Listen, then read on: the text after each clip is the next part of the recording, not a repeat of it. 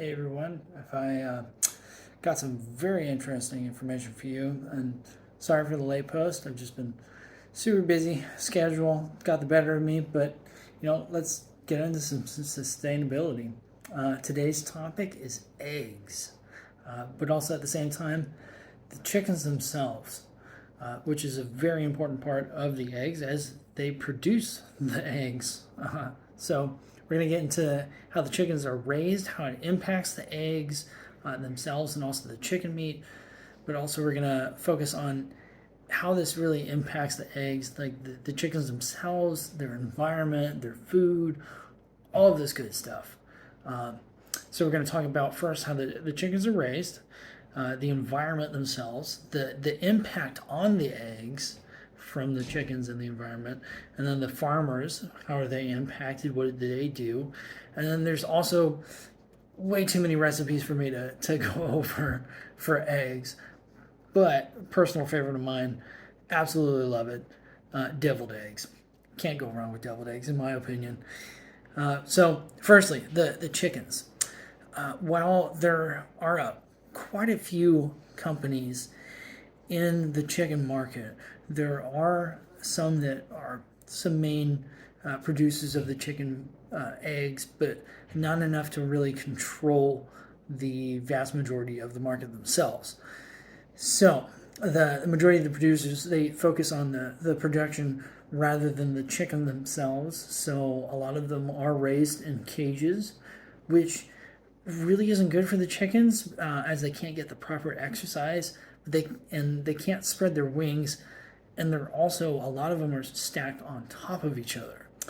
Some of them house these big warehouses, have 80,000, 100,000, some of them even as big as 250,000 of chickens in each of these warehouses, which, as you can imagine, is just not healthy in that close proximity for the chickens themselves.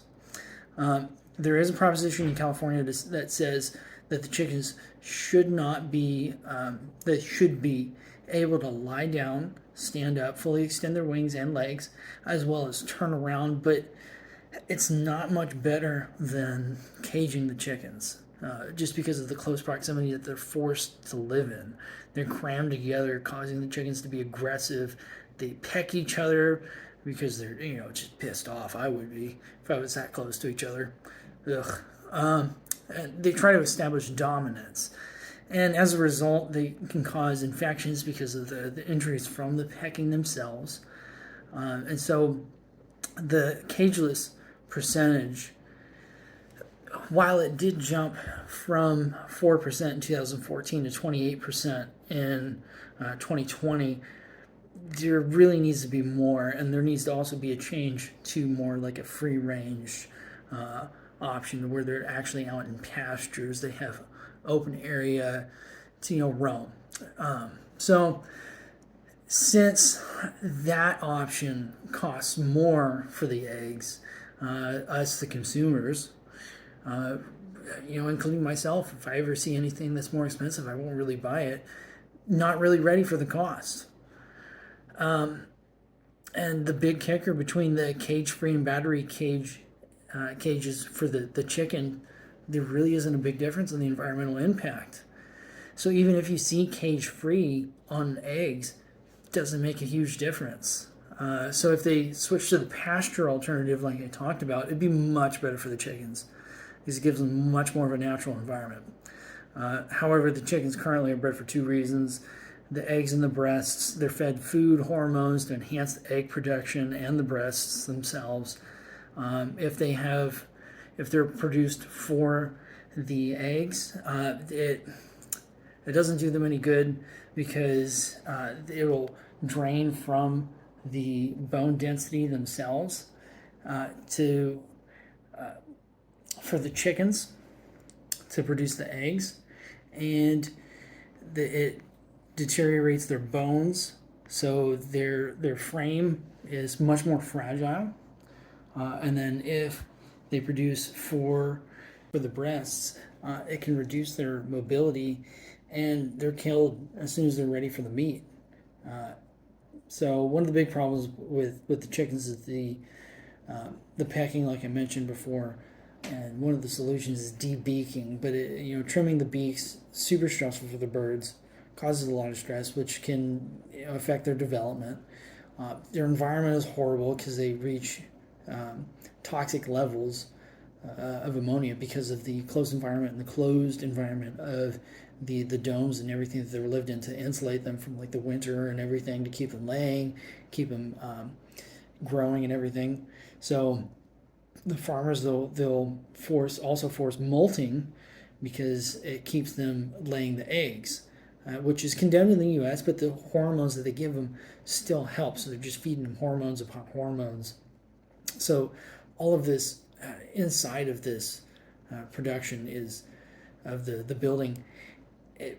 It builds up ammonia, which from the chicken pee and manure breakdown, the carbon monoxide produced from this can cause respiratory ailments and anxiety. Also, it affects the farmers themselves. Just all kinds of horrible things going on. The FDA will inspect the shells, the eggs, and wash them down, as well as regulate the chicken feed. And the USDA is responsible for the egg products and regulates the egg laying facilities. So they do a bit to help with the health of the eggs themselves. And this makes it at times confusing and not efficient for both departments because of some of the ambiguity in both of how they can regulate things. So because of the poor conditions of the hens and the salmonella, it can infect the eggs from the ovaries of the chickens, or it can even infect them, the shells, through the shells themselves because of the close proximity and the horrible environments that some of these chickens are forced to live in. The diets of the chickens and environment can also affect the nutrients of the eggs. And like I said, the workers, they can get infections because of the close environment and confined quarters of the chickens and the ammonia from and bacteria from the chickens themselves. And in 2011, 6.7 of the 100 workers were injured because of one thing or another from the chickens. And the gases can cause some serious life-altering conditions like asthma. And if these chickens were in a pasture, however, they could contribute to the soil themselves by giving the soil their manure, and also aerating the soil with their scratching that they normally do, and also eating pests, which contributes to a good diet and also adds nutrients to the eggs themselves. And as a result, a healthy lifestyle is better for the eggs. So if you're looking for egg labels, here's a list that I've drawn up. Look for animal welfare approved, USDA organic, Demeter certified biodynamics, certified regenerative by Greener World, regenerative organic certified gold, or real organic product. Okay, and using these will definitely make your recipes better.